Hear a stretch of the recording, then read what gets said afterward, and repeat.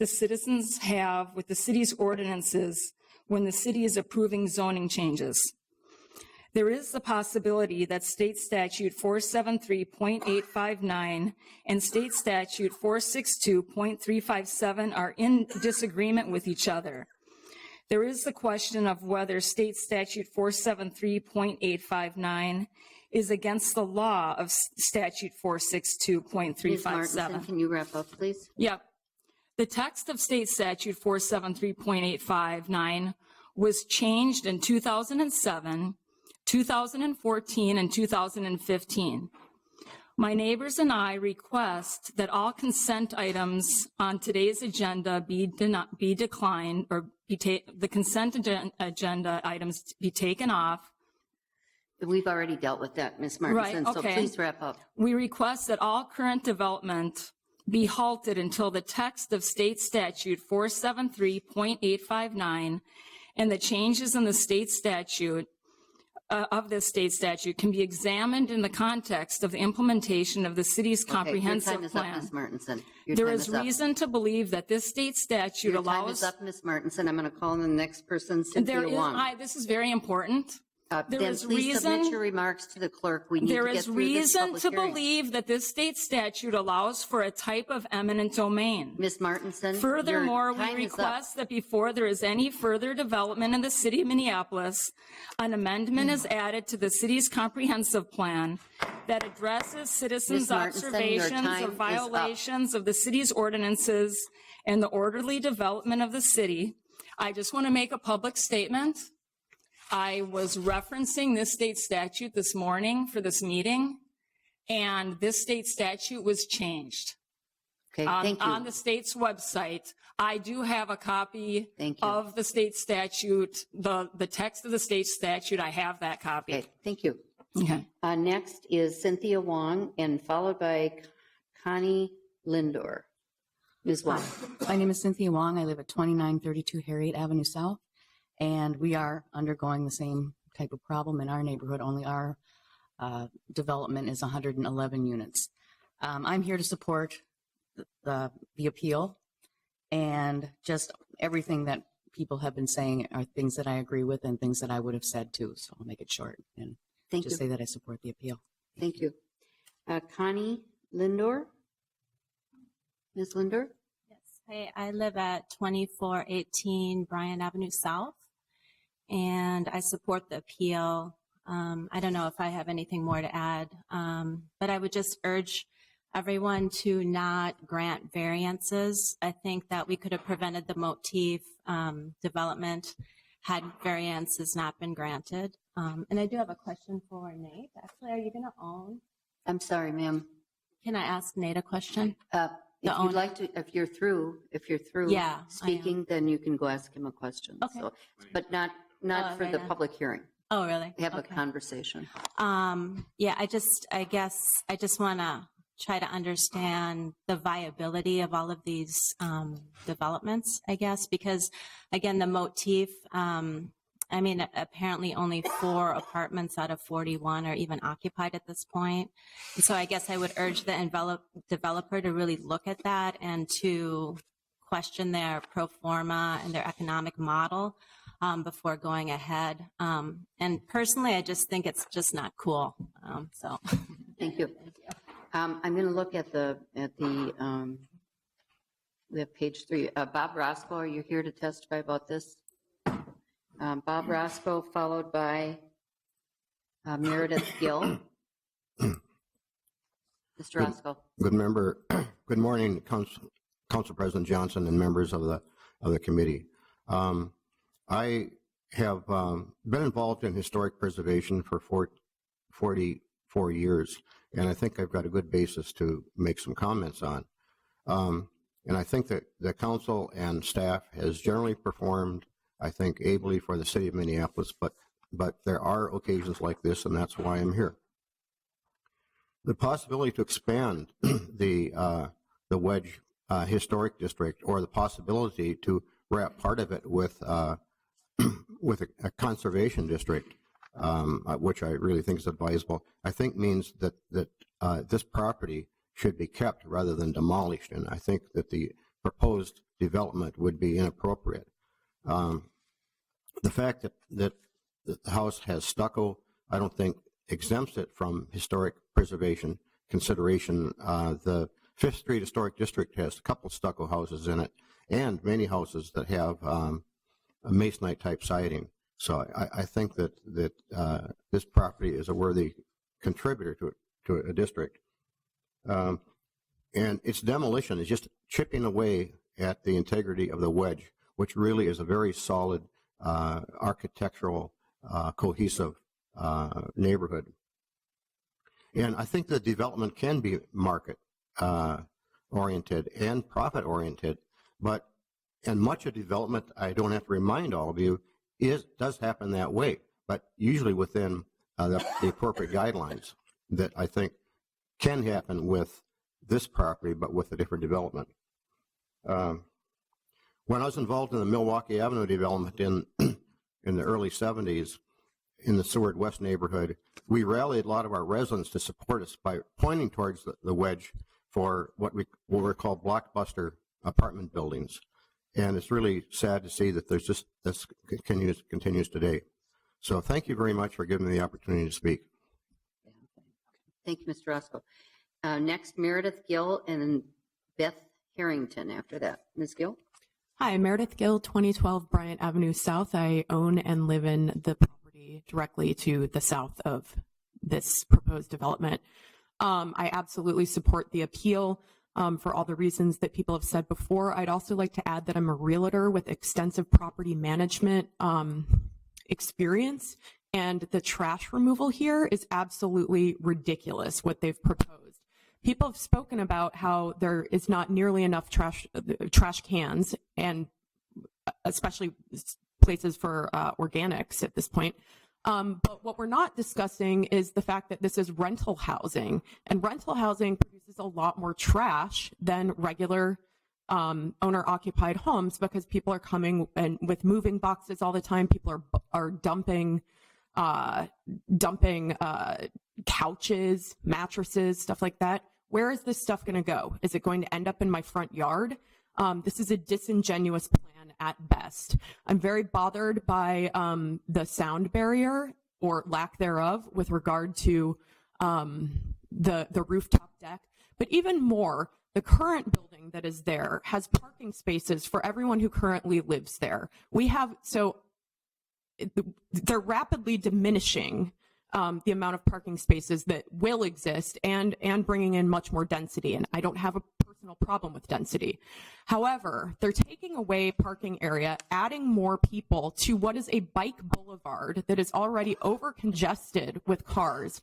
Not infrequently, I would say probably on average 10 times a year, I have to call 311 multiple times because somebody is parked in front of my driveway because there's inadequate parking. Adding this amount of parking or of residency and taking away existing parking is going to be a huge problem that will diminish the quality of residents also to use this street as a bike boulevard. Finally, I would like to say that when the new owners of this building bought it, I reached out to contact them for over 4 months. I called the property manager over 20 times and left many messages saying, we share this driveway. Can we please talk about snow removal so we can split the cost, as I had been doing with the former owners? I had to take out a contract on my own, pay for it on my own, and then only after I sent a letter threatening legal action did I finally hear from the owner and get reimbursed. This is an incredibly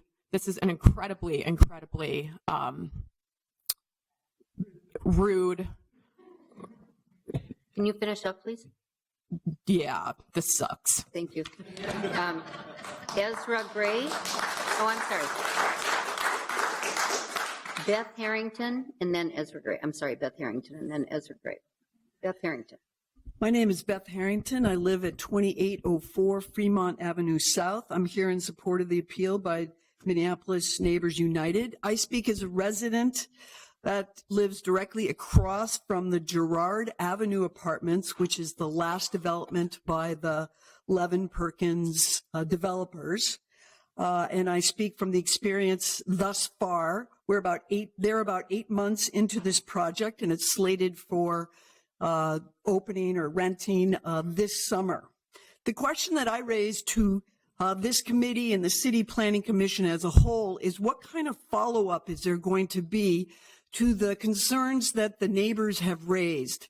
My neighbors, raised many of the same concerns that are being raised about the 2008 Bryant project, specifically parking, traffic, unloading and rental properties, loading and unloading zones, and rooftop gardens, the noise that would add to the neighborhood. So my question is who follows up after these projects are approved? We wonder, will anybody be coming out to our neighborhood 6 months, 9 months, 12 months afterwards to find out if the concerns of the neighbors have been borne out? What we anticipate, my neighbors and I, when this apartment complex opens this summer, is that we'll be frequently calling our 311 app on our phones to remove cars that are blocking our alley or to complain about noise, or that we will have to get traffic cones to put in our parking places because we are quite sure that it's going to be used and blocked on a regular basis. So my question here is about follow-up. Isn't part of the planning process, a good planning process, follow-up? What kind of follow-up is the City Planning Commission doing to find out what is the reality of these projects 6 months, year, 18 months down the line? Thank you. Ezra Gray?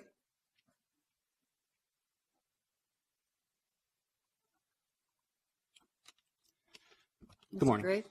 I'm Ezra Gray. I live at 2109 Bryant on the same block as 2008, right across the street. I've heard and read a lot of remarks about this particular issue, 2008, primarily in the way that it's unfolded. It's kind of unusual. There wasn't really much input submitted at first, just a couple letters, and then a couple of people showed up to the consent hearing. I was one of them, but we found out that it had already. I got here at 4:38, and it started at 4:30, and found out that it had already been approved on the consent agenda. So there was nothing further to do. And I think part of this is a lot of us, we're not sure about how to go about presenting our input now.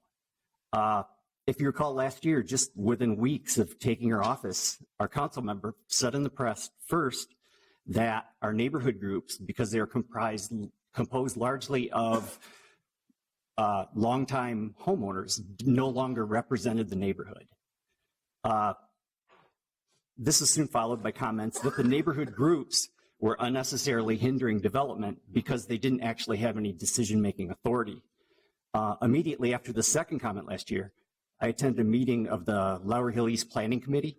That night, a representative from one of the new management companies on the Greenway was there to show everyone this new marquee that was planned for the exterior of a new apartment building on the Greenway.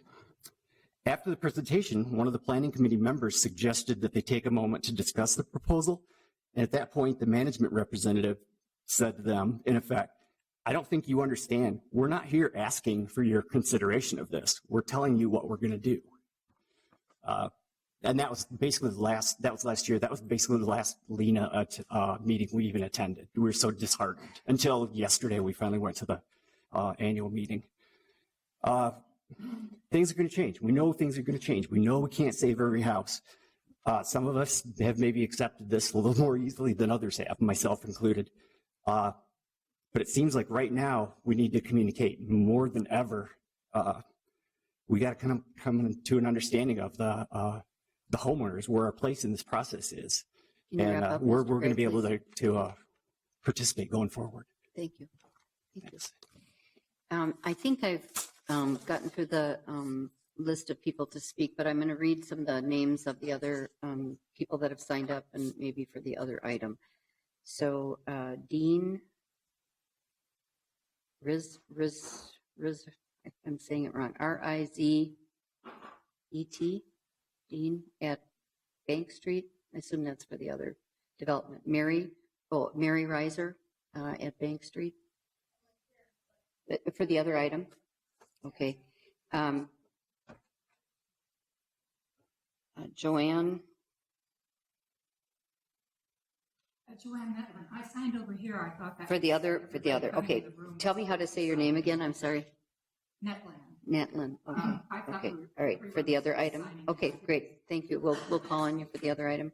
Barbara Glazer, other item. Yes.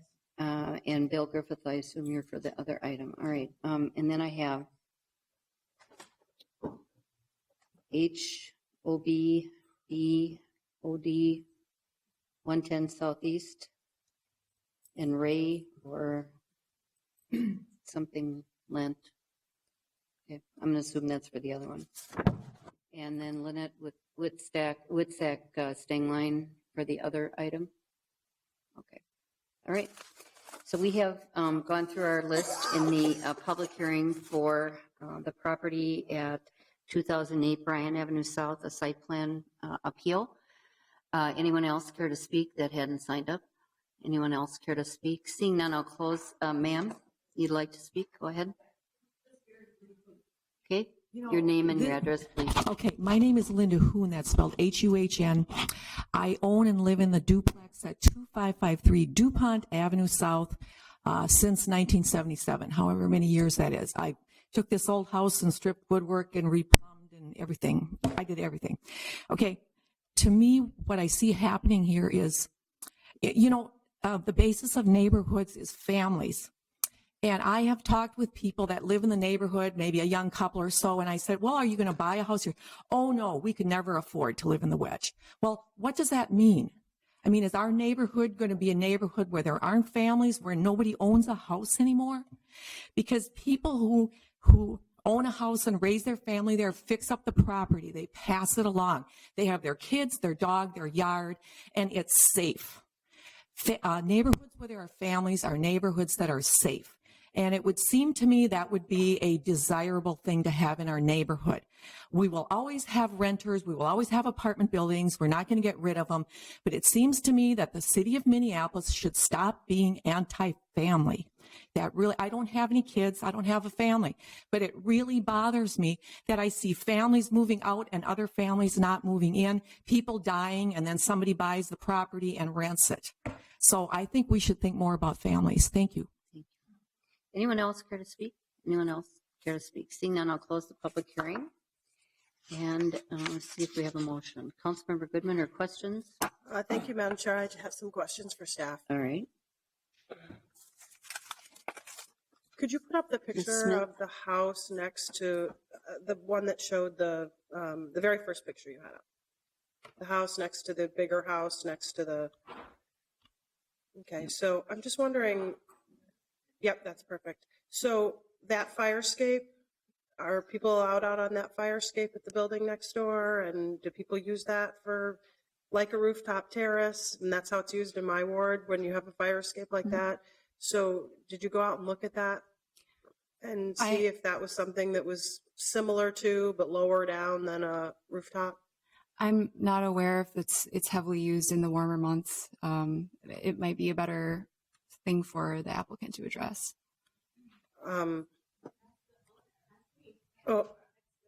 You're talking about the property to the north? I think it's to the north. Yeah, so is the owner of the property to the north? I thought you were the owner of the property to the south. I'm sorry.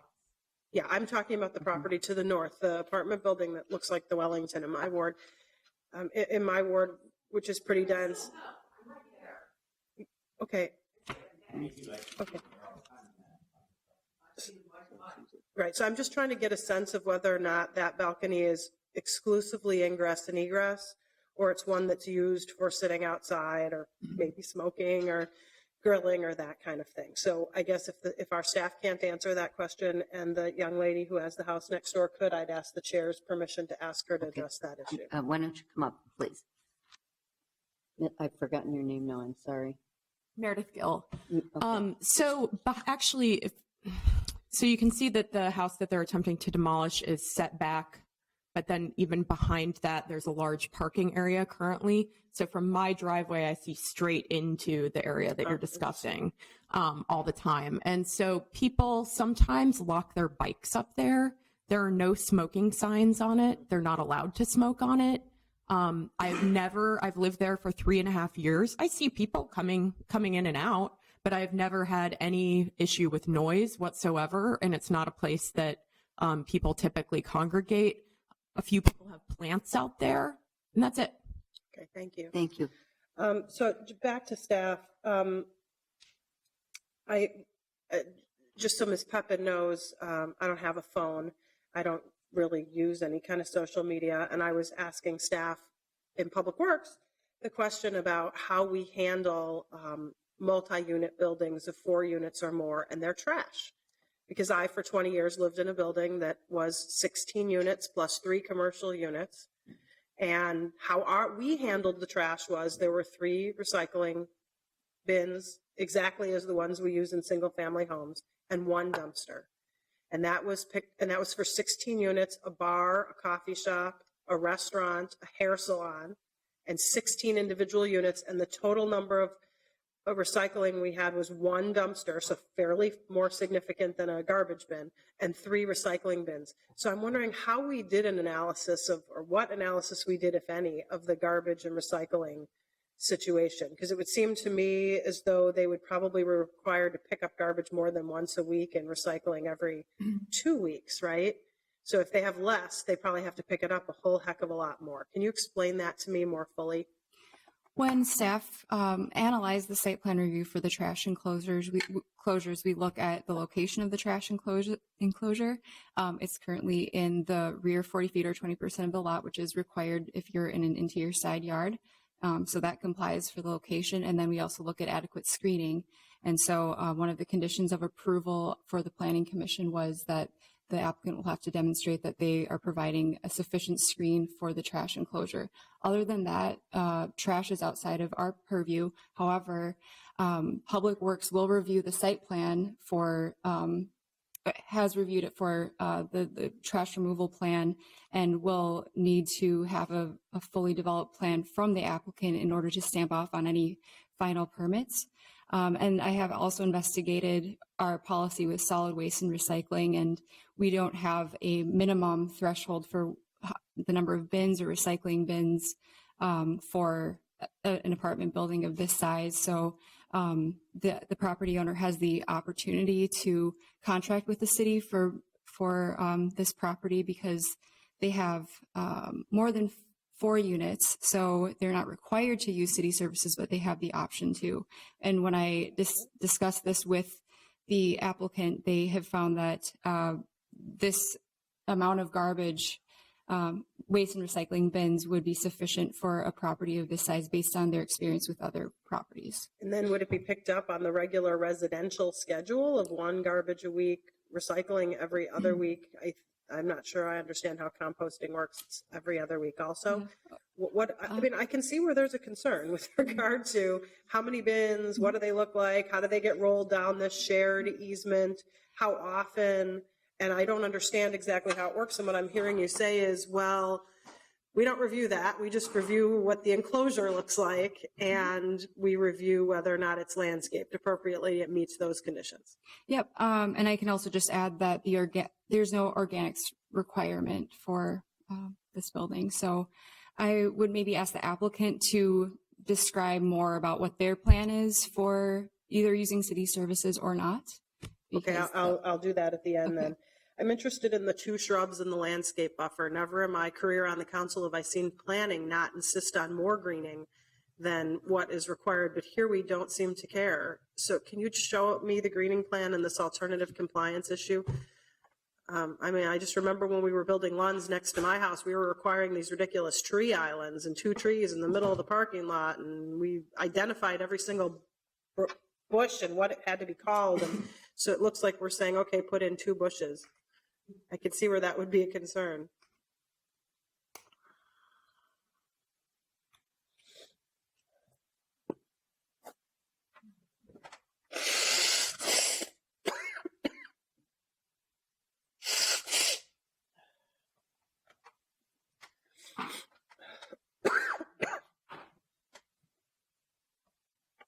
Okay, so this is the landscape plan that was submitted by the applicant.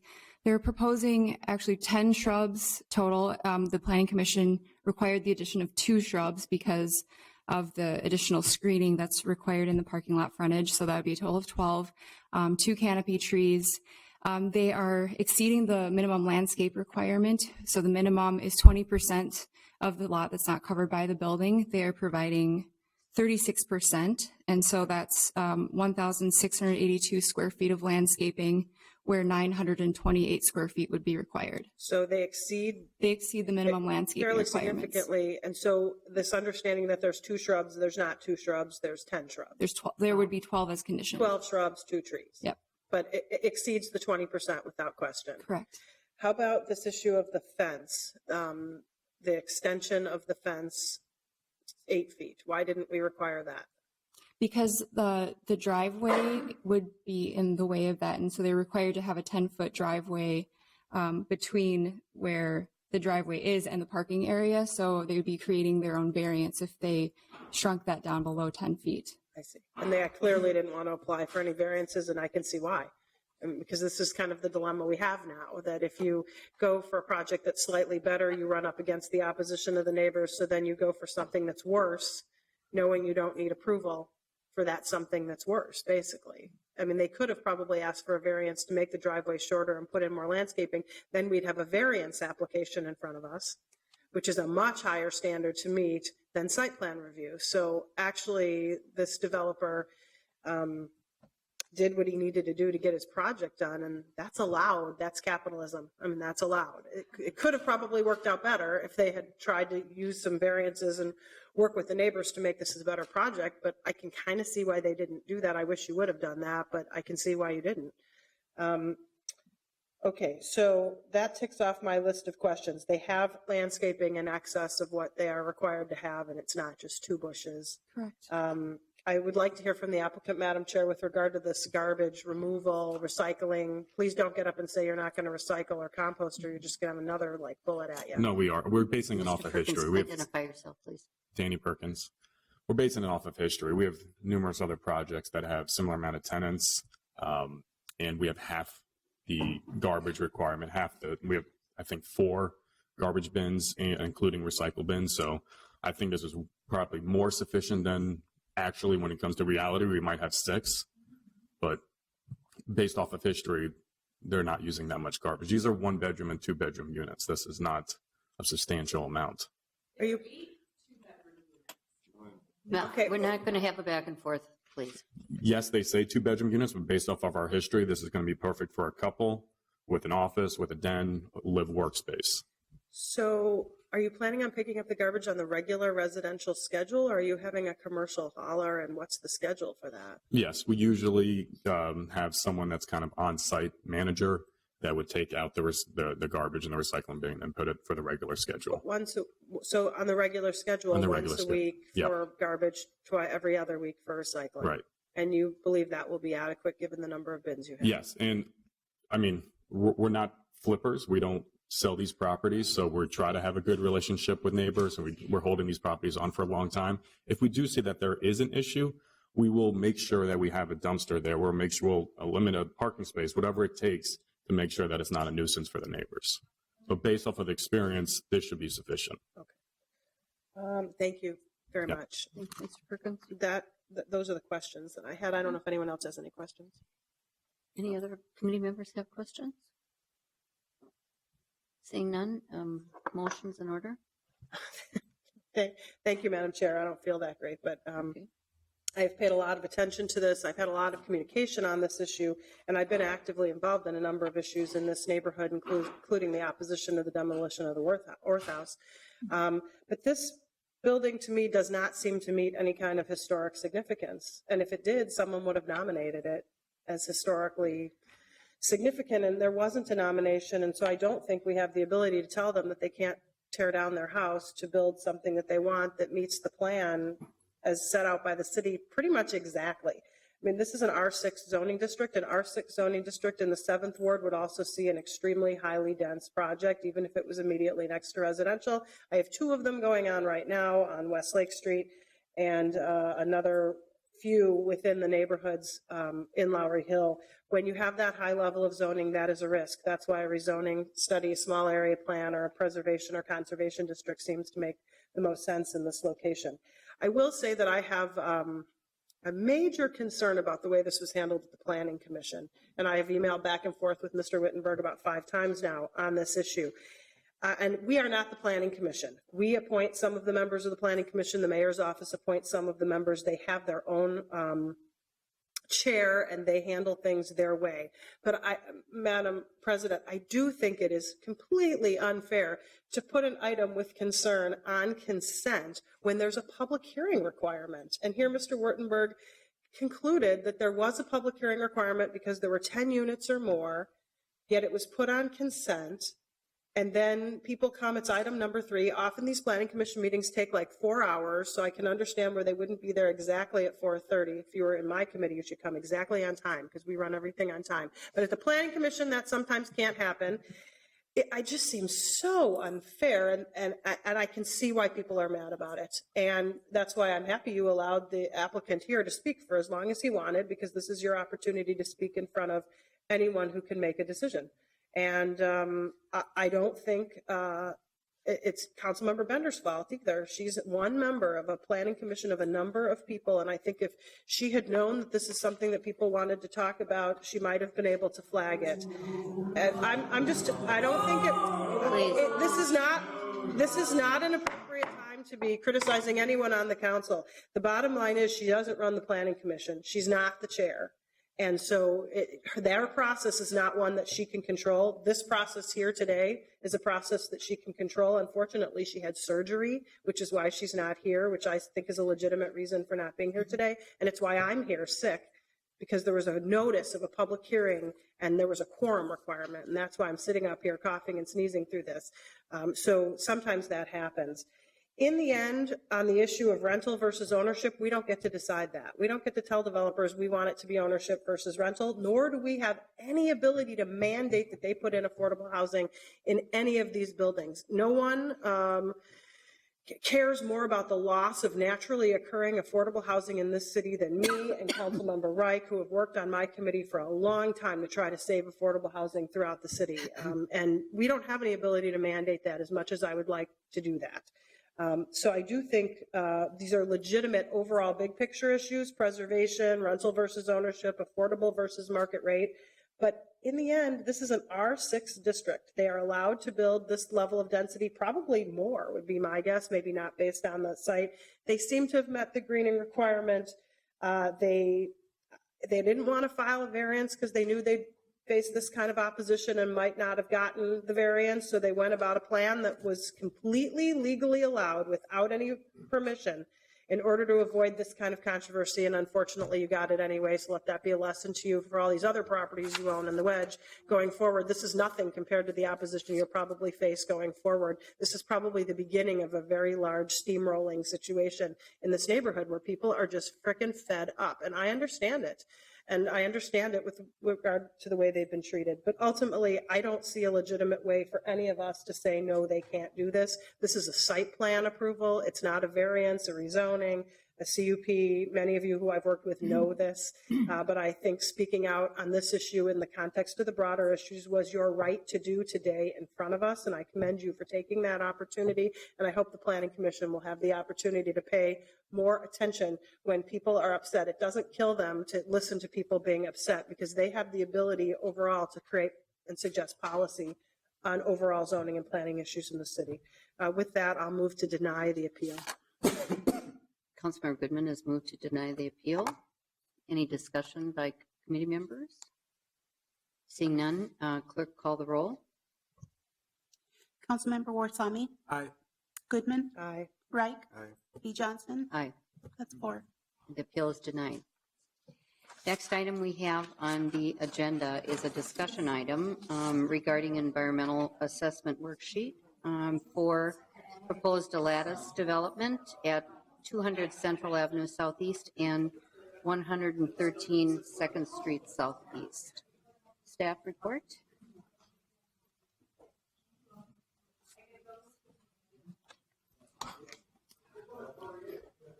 Council President Johnson, members of the committee, I'm Hillary Dvorak and I represent Community Planning and Economic Development.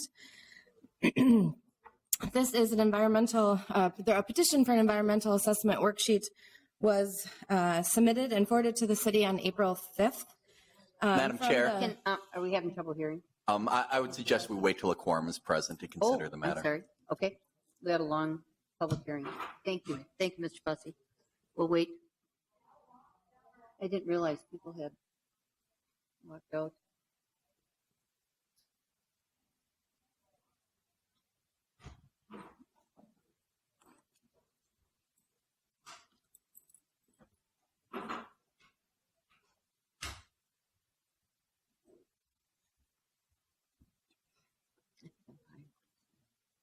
Thank you.